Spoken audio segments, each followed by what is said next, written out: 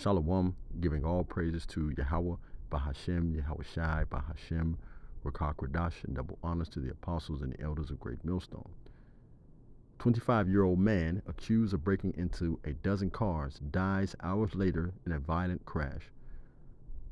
See, what we have to understand the more we grow in this knowledge and this truth is the Lord hateth sinners. As a matter of fact, let me get into the precepts right away. Ecclesiasticus chapter 12, verse 6, because we don't want to do the precepts any injustice. And it reads, "For the Most High hateth sinners, and will repay vengeance upon the ungodly, and keepeth them against the mighty day of their punishment." Right? What you have to understand is the Lord is the master chess player. He controls both sides of the chessboard. Remember the scripture that states, "Shall there be evil in the city, and the Lord has not done it?"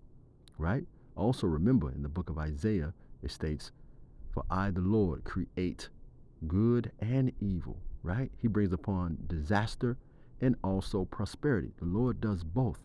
All right? Let's continue here. Because what you want to learn, if you don't serve the Lord, you make yourself a walking target for him, and he will place stumbling blocks before you. Proverbs chapter 11, verse 5. And it reads, "The righteousness of the blameless make their path straight, but the wicked are brought down by their own wickedness. The righteousness of the upright delivers them, but the unfaithful are trapped by evil desires." And that's what we're going to see in this news story here. Let me get one more precept for you, brothers, and I'm going to play that news article. Jeremiah chapter 23, verse 12, and it reads, "Therefore their path will become slippery. They will be banished into darkness, and there they will fall. I will bring disaster upon them in the year they are punished, declares the Lord." And that's exactly what the Lord did to this young Jake here. Listen closely to this news story. A career criminal who became a familiar face to Atlanta police died over the weekend in a violent crash. Channel 2's Michael Seiden has more from West Midtown, where police say the 25-year-old was committing multiple crimes before his death.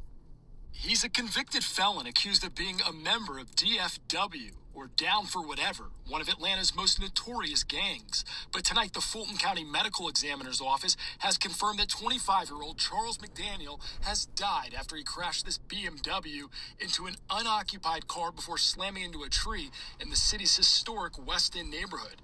McDaniel's death came a couple of hours after investigators say he and another suspect broke into multiple vehicles parked inside this garage in West Midtown late Friday evening. Maybe inside the hotel for an hour and a half, then was getting ready to go home, headed back to my car, and when I got to my car, noticed the back passenger window was busted out. McDaniel and his two younger brothers, Charlie and Isaac, have been on EPD's radar for years. In fact, Channel 2 was inside the courtroom in 2017 when Charlie and Isaac pleaded guilty to murdering 50-year-old Anthony Brooks. They were each sentenced to 45 years to serve 18 years in prison. Prior to their convictions, both teens had racked up more than 100 interactions with police.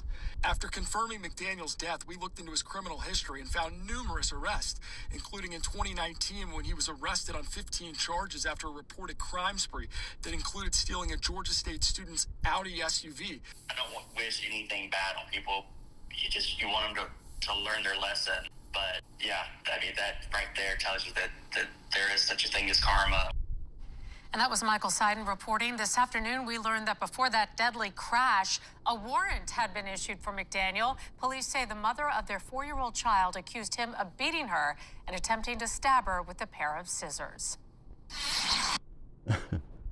Man, even David prayed. Even the prophet Jeremiah also prayed for the downfall and the destruction of the wicked. Okay? Remember, David prayed, "Lord, break the teeth of the wicked," right? And what he was basically praying for was their destruction. Proverbs chapter 5, verses 22 through 23. "The evil deeds of the wicked ensnare them. The cords of their sin hold them fast. For lack of discipline, they will die, led astray by their own great folly."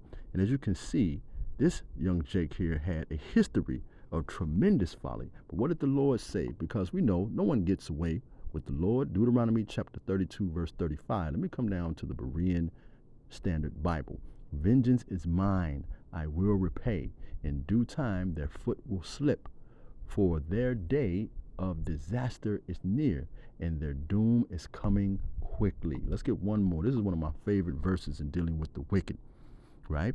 Jeremiah chapter 11, verse 11. Therefore, this is what the Lord says. I will bring on them a disaster they cannot escape. Although they cry out to me, I will not listen. Shalom.